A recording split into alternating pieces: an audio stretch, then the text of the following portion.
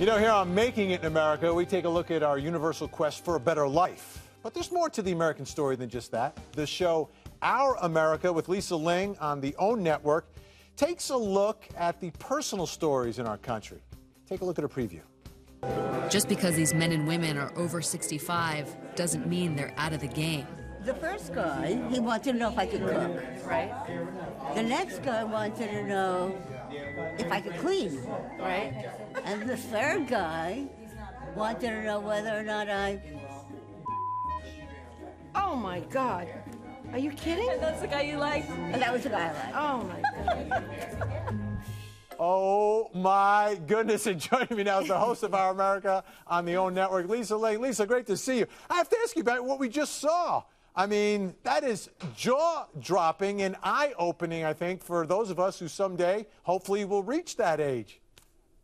Well, that is from our episode, Secret Lives of Seniors on my show, Our America. And this is an episode I've been wanting to do for so long because we will all eventually be seniors one day, and we will also all have to deal with aging parents if we're not already doing so already. And I think in this country, we seem to turn a blind eye at our senior population. And I actually think that seniors are such incredible resources. And right now, my sister and I are dealing with trying to figure out what to do with our father because he's starting to become very forgetful and you know, he's just shown a lot of degradation lately. And so what we're doing with this show is we're exploring the lives of different seniors and how they are dealing with aging. And I have to tell you that it was a fun assignment. It was enlightening. It was inspiring. It was tragic at the same time. But that's really the sort of all-encompassing experience of seniors in America today. Well, everyone at home right now wants to know the answer to the question, does she or doesn't she? Did she give you the answer? She certainly gave me the answer.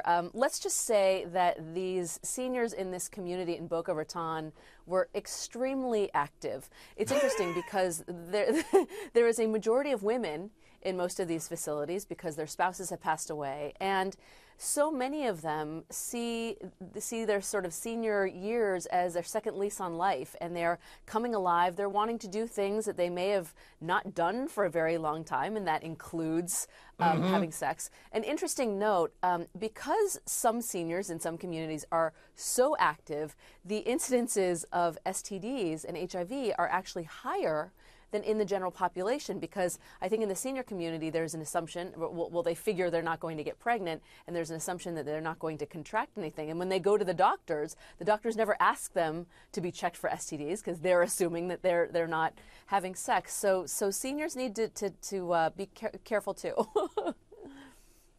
You got my jaw back on the floor again here, Lisa. Amazing stuff. All right, you've done this incredible series. What's the most shocking thing that you learned about what's happening in America right now?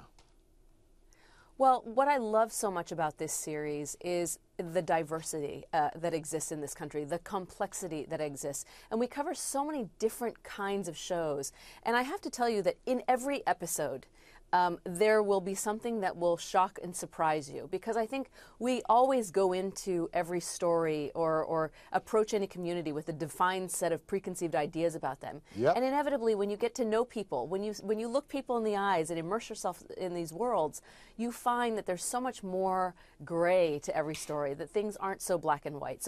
So much of every episode surprised me, and I think will surprise people who watch this series as well. And as we'll find out, some of those shades of gray end up being at some senior facilities. Lisa Ling, Our America.